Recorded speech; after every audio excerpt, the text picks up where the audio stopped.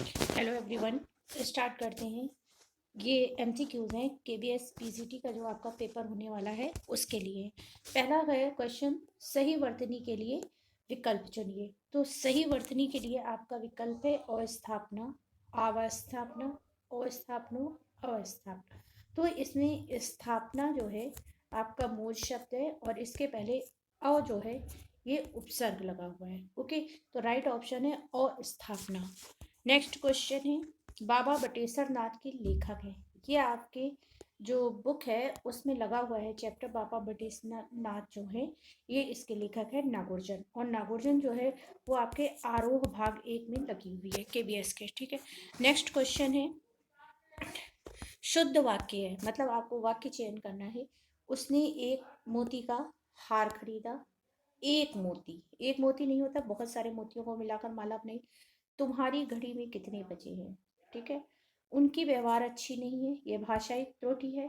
पढ़ने का अभ्यास होता है, पढ़ने का अभ्यास होता है। ठीक है, कि पढ़ने से अभ्यास होता है, तो राइट ऑप्शन यही हो जाएगा।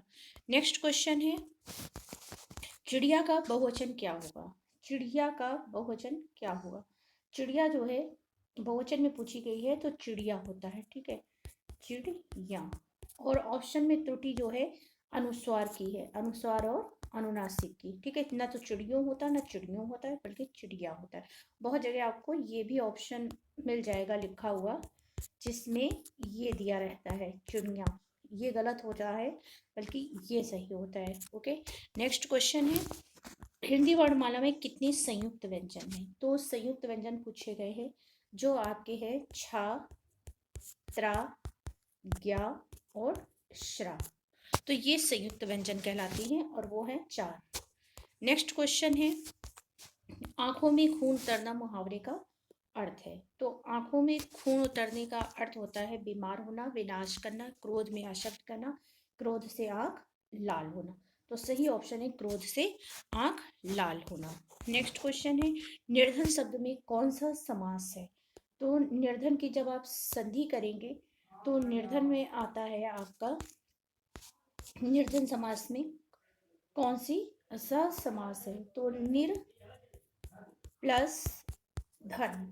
ओके, तो निर जो है ये उपसर्ग भी है, याद रखिएगा अगर निर्धन में उपसर्ग पूछा जाए तो निर है, मतलब नी और रा में नीचे हलंत, निर्धन।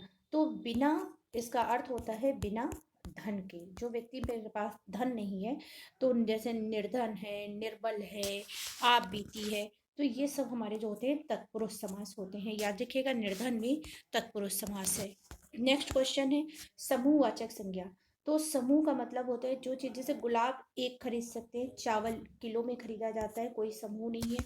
और इसी तरह आपका नेक्स्ट है पौधे, पौधे भी आप सिंगल भी खरीद सकते हैं, लेकिन अंगूर जो होते हैं ये समूह में आते हैं, गुच्छा आता है जिसमें गुच्छे में जो चीज़ें आती हैं ये हमारी समूह कहलाती है। समूहवाचक संज्ञा पूछी गई है आपसे।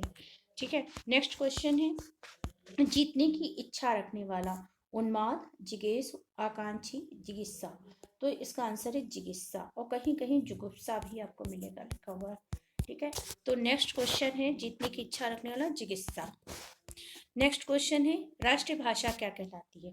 याद रखिएगा मोस्ट इंपॉर्टेंट क्वेश्चन है कि राष्ट्रभाषा और राजभाषा में डिफरेंस होता है। राजभाषा वो होती है जिसमें हमारा कोई प्रशासनिक कार्य होता है, मतलब किसी भी स्टेट का, जैसे कर्नाटक है तो वहाँ कन्नड़ में हो रही होगी, यहाँ की राजभाषा हिंदी में काम होता है, और अंतर्राष्ट्रीय भाषा अंग्रेजी है।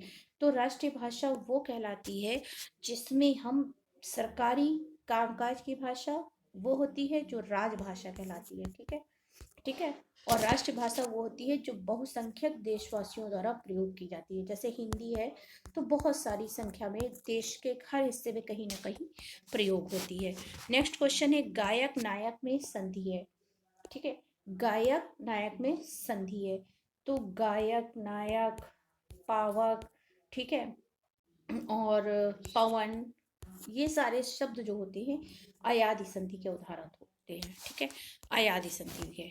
नेक्स्ट क्वेश्चन है, संचारी भावों की संख्या है। याद रखिएगा संचारी भाव मतलब रस आपका एक टॉपिक है जो आएगा जिसमें संख्या है, डीपली स्टडी है। तो संचारी भावों की संख्या जो 33 है। बहुत नियर अबाउट क्वेश्चन पूछा जाता है, जैसे 31, 32, 33 और 23, बहुत कंफ्यूजन, तो 33 आंसर राइट है। संचारी भावों की संख्या 33 होती है। वर्णों की आवृत्ति बार बार क्या कहलाती है? ये क्वेश्चन जो था अलंकार से आपका है कि अलंकार पूछे जाएंगे तो उसमें डेफिनेशन भी है और प्रैक्टिस सेट भी है। तो अनुप्रास अलंकार जो होती है ये वर्णों की आवृत्ति जहाँ बार बार होती है वहां पर अनुप्रास अलंकार कहलाते हैं। यमक अलंकार क्या होता है कि जब एक ही शब्द दो बार आए और उनके अर्थ अलग अलग हो, मतलब अर्थ जो है दोनों के अलग अलग हो, वहां पर यमक अलंकार होता है। नेक्स्ट है श्लेष अलंकार। श्लेष अलंकार में एक ही शब्द के कई अर्थ हों तो उसे श्लेष अलंकार। उत्प्रेक्षा अलंकार जहां संभावना की जाए, जैसे मानो, मनु, जनु, ऐसे शब्द अगर आपको कहीं पर दिखते हैं उस पद में जो है उत्प्रेक्षा अलंकार होगा। तो हम लोगों का जो क्वेश्चन था कि वर्णों की आवृत्ति बार बार क्या कहलाती है, तो वर्णों की आवृत्ति जो है बार बार अनुप्रास अलंकार कहलाती है। जैसे चारों चंद्र की चंचन करने, तरन तनुजा तड़तमाल, तरवर बहुशाय, ये सब जो है अनुप्रास अलंकार की उदाहरण है। नेक्स्ट क्वेश्चन है साहित्य से है, कफन किस विधा की रचना है? तो आपको पता होना चाहिए कि कफन जो है ये अंतिम रचना है मुंशी प्रेमचंद की। ओके, तो मुंशी प्रेमचंद की जो ये रचना है ये हमारी कहलाती है कफन। और कफन किस विधा की रचना है पूछा है तो कफन कहानी है। ठीक है, और ये अपूर्ण रचना भी पूछ ले जाती है कि प्रेमचंद की अपूर्ण रचना कौन है। ठीक है, कफन जो है कहानी है और अपूर्ण रचना जो है प्रेमचंद की वो मंगलसूत्र है। याद रखिएगा, मोस्ट इम्पॉर्टेंट है कि प्रेमचंद की अपूर्ण, क्योंकि प्रेमचंद जो है वो आपके 11th के आरोह भाग 1 में लगे हुए हैं। ठीक है, तो प्रेमचंद की जो कफन है ये कहानी विधा से संबंधित रचना है इनकी। और अपूर्ण जो रचना है इनकी पूछी जाती है, प्रेमचंद की अपूर्ण रचना कौन सी है, तो अपूर्ण रचना जो है वो मंगलसूत्र है। याद रखिएगा, मोस्ट इम्पॉर्टेंट प्रेमचंद है। इनकी और भी रचनाएं जैसे गोदान गबन उपन्यास है, प्रेमचंद के फटे जूते, ये सब आपकी लगी हुई हैं। नेक्स्ट क्वेश्चन है कबीर किस शाखा के कवि हैं? उम्मीद करते हैं आपको वीडियो पसंद आई होगी। वीडियो को लाइक शेयर कमेंट कर दीजिएगा। और आपकी टीजीटी की परीक्षा पीजीटी की जो है केबीएस की वो 14 से 18 के बीच में। ठीक है, तो आप लोग अपना एडमिट कार्ड डाउनलोड कर लीजिए। कबीर किस शाखा के कवि हैं? सगुण, निर्गुण, भक्ति और रीति। तो याद रखिएगा भक्ति काल की निर्गुण शाखा के कवि हैं। और कवि जो है रहस्यवाद के कवि हैं। ठीक है, रहस्यवाद, ठीक है, इनको रहस्यवाद कहा जाता है। निर्गुण शाखा के हैं और भक्ति काल के कवि हैं। लेकिन यहाँ पर क्वेश्चन ध्यान दीजिएगा, शाखा पूछी गई किस शाखा के कवि हैं। ओके, नेक्स्ट है, तो उम्मीद करते हैं वीडियो आपको पसंद आई होगी। और एक याद रखिएगा, कबीर को वाणी का डिटेक्टर किसने कहा है? कबीर को वाणी का डिटेक्टर किसने कहा है? तो ये स्टेटमेंट पूछा जाता है, कबीर को वाणी का डिटेक्टर जो है वो हजारी प्रसाद द्विवेदी ने कहा है। तो वीडियो को शेयर कर दीजिएगा और लाइक शेयर कमेंट कर दीजिएगा। नेक्स्ट वीडियो में फिर मिलेंगे आपसे।